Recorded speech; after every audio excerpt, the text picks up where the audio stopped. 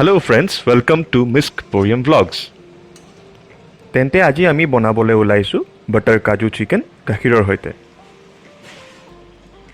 এইটো বনাবলৈ আমাক লাগিব চিকেন 1 kg, গাখীৰ 750 ml, বাটাৰ 100 গ্ৰাম, আদা নহৰু পিয়াজ জলকীয়াৰ পেষ্ট 4 টেবলস্পুন, কাজু বাদামৰ পেষ্ট 200 গ্ৰাম, দুটা কটা পিয়াজ, তেজপাত ইলাইচি লং দালচেনি দুটা বা তিনটাকৈ, কসুৰি মেথি 1 টেবলস্পুন, হালদি পাউডাৰ, জিৰা পাউডাৰ, ধনিয়া পাউডাৰ, মিট মছলা, ৰেড চিলি পাউডাৰ, এই গোটেইখিনি আপোনালোকে 1 টেবলস্পুন ল'ব আৰু নিমখ সোৱাদ অনুসৰি ল'ব। কেৰাহীটো গৰম হ'লে প্ৰথমতে বাটাৰখিনি দিম।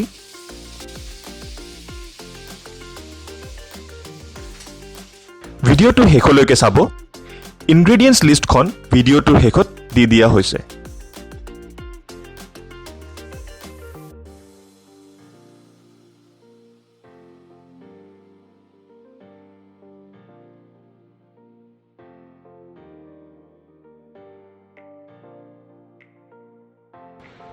বাটাৰখিনি গলি যোৱাৰ পিছত তেজপাত ইলাইচি লং আৰু দালচেনি দিম।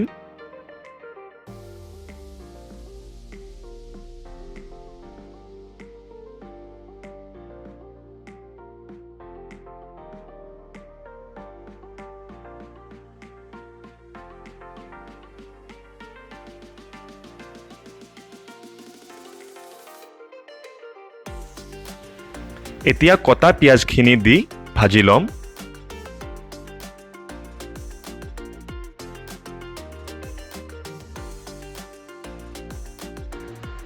পিয়াজটো বাদামী ৰং হোৱালৈকে ভাজি এতিয়া আমি আদা নহৰু পিয়াজ জলকীয়াৰ পেষ্ট দি দিলো।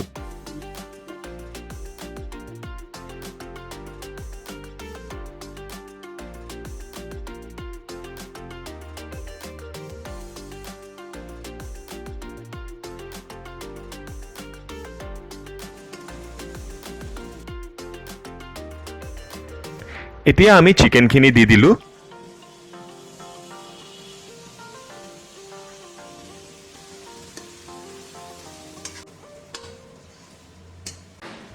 এতিয়া কাজু বাদামৰ পেষ্টখিনি দিলে হ'ল।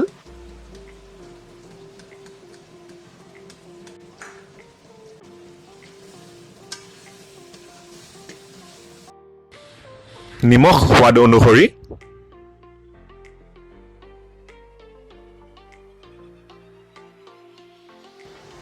এতিয়া হালধি পাউডাৰ, জিৰা পাউডাৰ আৰু ধনিয়া পাউডাৰ দিম।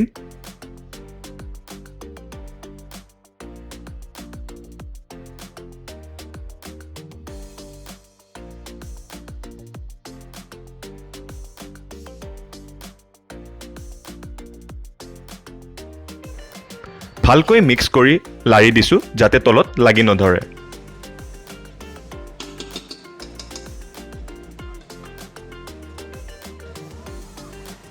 এতিয়া মিক্স কৰাৰ পিছত মিট মছলা আৰু ৰেড চিলি পাউডাৰ দিলোঁ।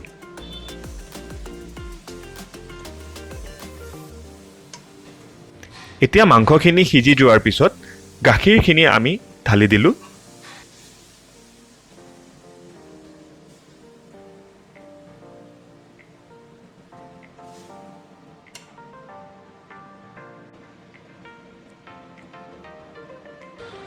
এতিয়া 8-10 মিনিটৰ কাৰণে ঢাকনিখন দি থ'লে হ'ল।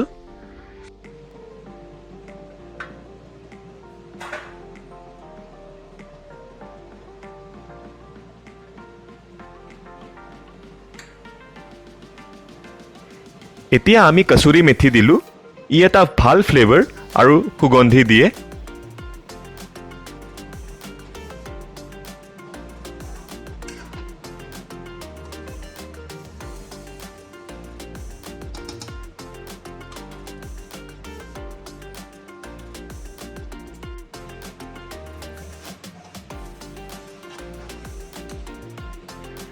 যিহেতু গ্ৰেভিৰ টেক্সচাৰটো ধুনীয়া হৈ উঠিছে, এতিয়া আমি গেছটো বন্ধ কৰি দিব পাৰিম।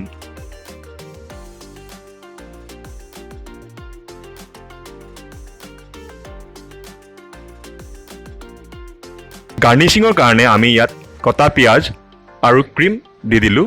আৰু এই বাটাৰ কাজু চিকেনটো আপোনালোকে নান, ৰুটি, পোলাও বা ভাতৰ লগত খাব পাৰিব। আৰু যদি আপোনাৰ এই ভিডিঅ'টো ভাল লাগিছে লাইক শ্বেয়াৰ এণ্ড ছাবস্ক্ৰাইব কৰি দিব